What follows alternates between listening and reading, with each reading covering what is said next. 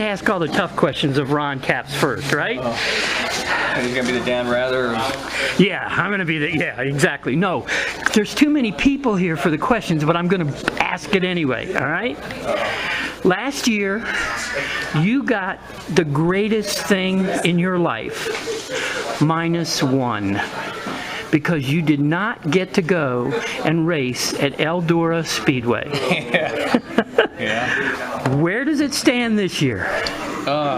I don't know yet. We haven't even thought about that yet. We were just talking on the way over here, and it's ironic that Clint Boyer's here because we got to race together there, and I've raced dirt with Clint several other places in Missouri.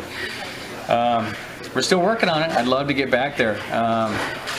And we'll just try to keep at it. The rumor is they're even looking at maybe getting some of the Cup style cars there at Eldora. But I hopefully Tony, and last time we talked to him, he was interested in getting the dirt late model thing, which I know all the guys that ran it before.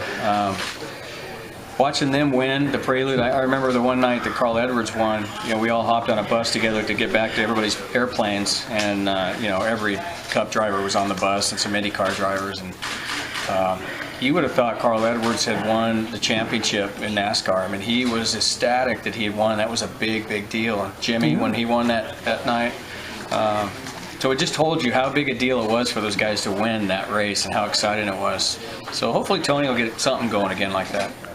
Okay, I'll turn it over. How do you approach this season differently now that you finally have the trophy and the championship? I didn't think it would be different. I was either trying to hope it wasn't going to be different, but I got to tell you, I mean, even Pomona showing up the first day of qualifying, it was, you know, having fans yell, "Hey, champ!" You know, all these years I'm used to yelling at John Force. You know, he'd come by and say something, and I go, "Hey, champ!" But when he comes by and says that to me, it kind of threw me off. And you know, it's a lot of years in the making, and we've been close to winning it. To the point where it was the last day of the last race of the season and being heartbroken and coming up short. To finally achieve that was a relief of sorts, more than I could imagine. But now, I think after a couple races now, we went to the final round, lost a close race to my teammate Matt Hagan in Phoenix, and I think we got our race car back. That we're going to start rattling off some wins here, and it's going to be fun to just get ready for the countdown again. And to be honest, the biggest goal, and I made a mistake last year of saying that I thought the win in Indy, our U.S. Nationals, would be as big or bigger than winning a championship. And I still think it might be, but if it's even close to what I've been going through the last month and a half after winning a championship, I can't wait to get an Indianapolis trophy. Okay, so I bet the greatest hug came from your wife and your kids when you won that championship. But what other moment outside of your family has surprised you because you won that championship? Oh, there's been so many of those moments. Gosh, just having somebody out of the blue. I mean, I just the other day I took my car down to get tires on it, and I went to there's a place I take my dry cleaning. This is back San Diego. Yeah. And it's not a huge racing area per se. It's not like a Charlotte would be, or you know, Bristol. Pick a place, Indianapolis, or.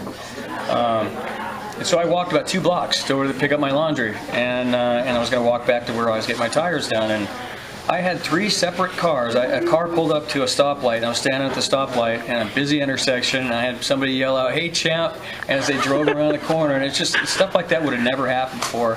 I had a lady at the check-in stand at our grocery store tell me she watched us win the championship on TV. Just moments like that where, you know, you really makes you feel good. But probably my mom and dad, that was the biggest one because they brought me into drag racing when I was a kid. Any type of racing. My dad worked on Can-Am cars when Steve McQueen was racing, and that was big for me as a little kid to be around my dad doing anything racing. And the fact that he brought me up into drag racing, I'm blessed because I used to be that kid standing at the ropes watching Big Daddy Don Garlitz or Don Perdome or pick them, any of those guys. Work on their cars with their fire suits folded and tied around their waist, get their funny car dragster ready, and you could stand there and watch them. And then they'd finish that, warm it up, and they'd pull their suit up, put the helmet on, and go race, and you'd watch them on the track. And those guys, to me, were John Glenn. I mean, they were as big as they were the Evel Knievels in my childhood that I looked up to. And that was to get this close to them and watch them do that, and then go in a grandstand and watch that guy take something he just worked on and go 200-something miles per hour right in front of your eyes at 5 seconds, or whatever they used to do, was, that was legendary for me. So the chance I get to do it for a living now and actually win a championship is, it's a lifelong dream. You still have a pretty good relationship between you and John Force as well. Yeah, and it's weird. My boss, Don Schumacher, and him they got quite the war going on. You got to remember, and it's funny because Courtney's here. When I first started racing, I came in as a rookie, and John Force was on that string of 10 years straight winning a championship, and he dominated. And so racing him and watching Courtney grow up and now racing her, John has always been a guy that took me under his wing. And when we met, I drove Top Fuel. You got to remember, I was a rookie in Top Fuel for 2 years before Don Perdome called me. One of my biggest heroes. I had pictures of that guy all over my wall. And when a guy like that, that's a Dale Earnhardt or a Richard Petty got calling you. That's a moment you just never forget. And Forrest, when I was driving a dragster, we used to take me under his wing and take me out at night, teach me how this or that, how to pedal a car, never knowing that we'd end up racing each other, that I'd switch classes and race him.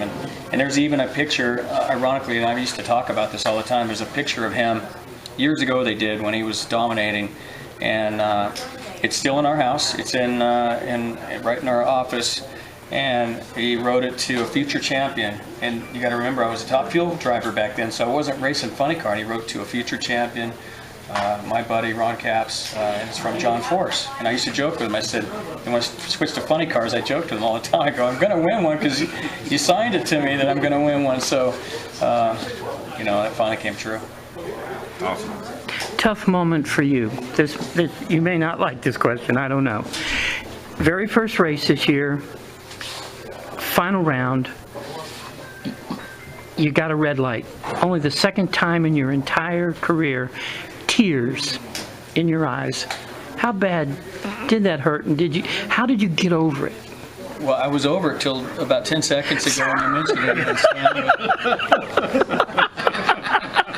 It's okay. Now I got to start over. I'm watching you. Redlining is, it's the worst thing a drag racer ever wants to hear or do. Yeah. And I just really had a lot of pride in myself that I never went up there and tried too hard or tried. I always just went up there to race and react to the Christmas tree. And I've been racing since, driving professionally since 1995. So. Yep. I just couldn't believe I red lit. I was at half track before my brain actually was telling me, did that just happen? I could not believe it, and crushed. It just crushed me that I let my guys down because we were going to be in the final round, and we had a shot at racing Courtney Force there, and that would have been 2 final rounds for us, because we went to the final the next race. But just such a big mistake, and I don't make those very often, and I try not to, but not saying that as being cocky. I just don't. I go up there every time and try to be, as ice as I can when I'm staging a car, and I messed up, and so I was over it, And you'll never answer another one of my questions, will you?